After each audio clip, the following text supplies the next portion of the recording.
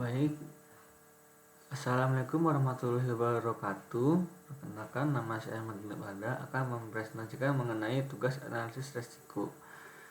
Nah, di sini saya mengambil studi kasus atau jurnal yang berjudul Analisis Resiko Operasional berdasarkan pendekatan Enterprise Risk Management pada PT Swakara Indah Busana Tanjung Pinang.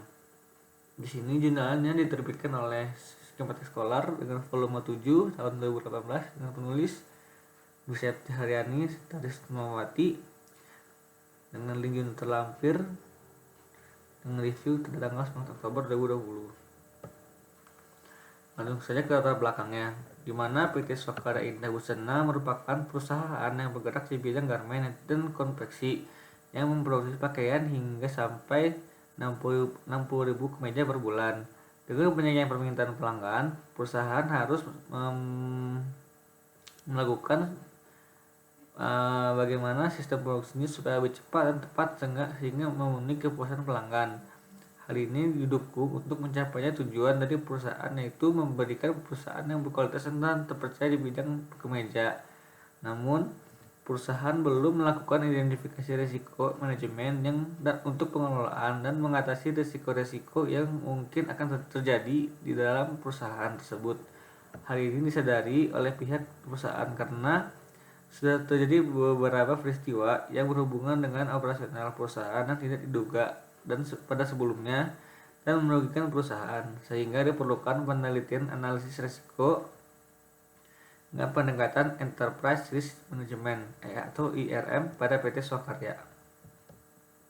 Kemudian adapun tujuan penelitian kali ini adalah untuk menganalisis dan mengidentifikasi risiko operasional, mengetahui dampak yang ditimbulkan, dan mengetahui tindakan yang perlu dilakukan sebagai antisipasi pencegahan atas risiko operasional yang timbul pada PT Swakara Indah Busana. Adapun kajian teorinya yaitu Enterprise Risk Management, yaitu organisasi yang memerlukan sistem dan prosedur administrasi yang efisien serta efektif. Menurut Darmawi 2016, menurut Committee Outsourcing Organization atau COSO, kerangka mendefinisikan Enterprise Risk Management adalah sebagai proses yang dipengaruhi Dewan Direksi, Manajemen, dan personel lain, ditetapkan dalam strategi pengaturan perusahaan, dirancang untuk mengidentifikasi potensi peristiwa yang mungkin mempengaruhi entitas yang mengelola risiko dan untuk memberikan jaminan yang wajar mengenai pencapaian tujuan entitas. Adapun komponen ERM adalah yang pertama lingkungan internal atau internal environment, penentuan tujuan, identifikasi kejadian, penilaian risiko, respon risiko, kegiatan pengendalian, informasi dan komunikasi, serta pengawasan. Kemudian untuk hasil penelitiannya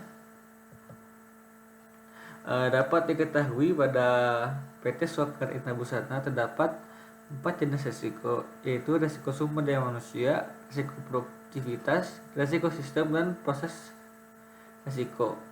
Nah, di sini dibagi lagi menjadi kode-kode jadi A1 sampai A4, B1 sampai B2, C1, D1 sampai D2 dengan peristiwa terlampir pada video.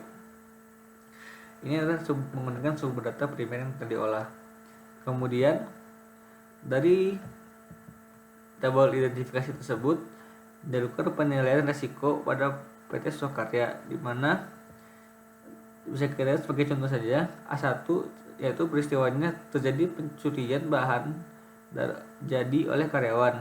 Ini probabilitasnya 5 dengan dampak 4 dengan nilai risiko adalah tinggi.